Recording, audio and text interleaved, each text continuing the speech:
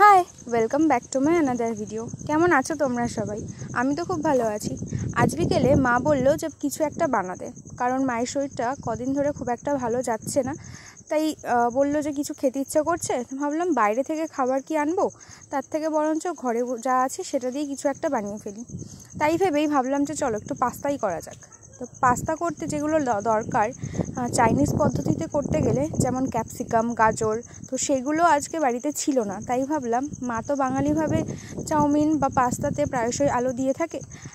আশা করি সমস্ত বাঙালি ঘরেই বাচ্চারা বা বড়রা সবাই বাঙালি পদ্ধতিতে আলু দিয়ে চাউমিন বা পাস্তা কম বেশি খেয়েছই। তাই ভাবলাম মায়ের রেসিপিটাই ফলো করি। তাই চাইনিজ আর বাঙালি পদ্ধতিটাকে মিলিয়ে আজকে আমি পাস্তা বানাবো। তার জন্য প্রথমে আলু কেটে বেছে ধুয়ে ছুলে নিলাম। ছুলে তারপর সেটাকে কেটে কুটে নিলাম।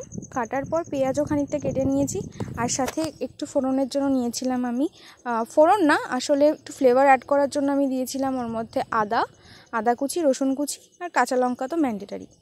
তারপর আমি এদিকে গরম জল বসিয়ে তার মধ্যে পাস্তাগুলো দিয়ে সেদ্ধ বসিয়ে দিলাম, যাতে পাস্তাগুলো ভালোভাবে সেদ্ধ হয়ে যায়।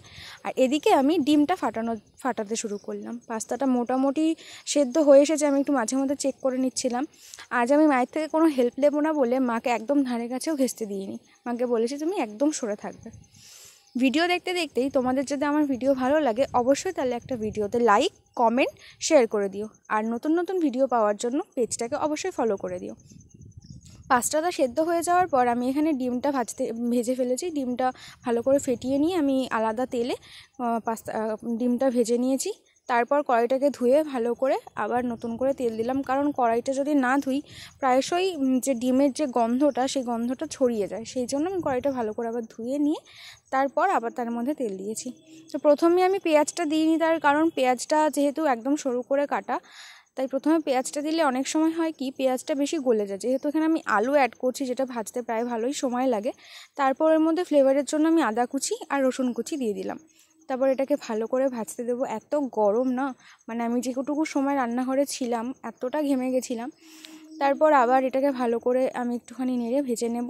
আর এদিকে আমি একটা সস রেডি করব। কড়াইতে ডাইরেক্ট দিতে পারবো না, তার কারণ পরিমাণটা আমি বুঝতে পারি না।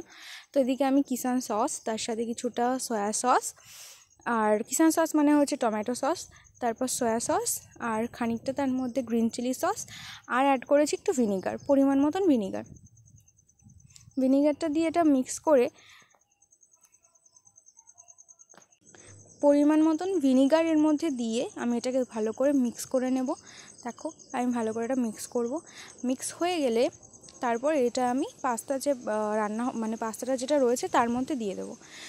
ডেলি আমার ভিডিও আপলোড করা হয় না, কারণ আমার একটু পড়ার চাপ থাকে, ভিডিও এডিটিং, তারপরে ভিডিও ক্লিপস নেওয়া, সেই কারণে আমি আপলোড করতে প্রচুর দেরিও হয়ে যায়। তো তারপর এখানে পাস্তাটা যে আমি ভাজছিলাম তার মধ্যে আমি দিয়ে দিলাম ম্যাগি মশলা। এটা অবশ্যই পরিমাণ অনুযায়ী দিতে হবে, তোমাদের যতটা পরিমাণ সেই অনুযায়ী দেবে। এখানে আমি 2 প্যাকেট মশলা ইউজ করেছি, কারণ এখানে আমার পাস্তার পরিমাণটাও বেশ অনেকটাই ছিল। আমরা প্রায় 10 জন মতন পাস্তাটা খাবো, তো সেই অনুযায়ী আমি এখানে ইউজ করেছি। দেন এখানে আমি সয়া সসের যে মিশ্রণটা ছিল সেটা ঢেলে দিলাম, দিয়ে ভালো করে এটাকে রান্না করলাম, মানে নাড়লাম, নেড়ে চেড়ে নিলাম। লাস্টে মা একটু হেল্প করে দিল, কারণ আমি পারছিলাম না, পড়ে যাচ্ছিলো সাইড দিয়ে। তো এটা হচ্ছে আমার পাস্তার ফাইনাল লুক। কেমন লাগলো ভিডিওটা অবশ্যই কমেন্টে জানিও, আর ভালো লাগলে পাশে থেকো। দেখা হচ্ছে নেক্সট ভিডিওতে। বাই।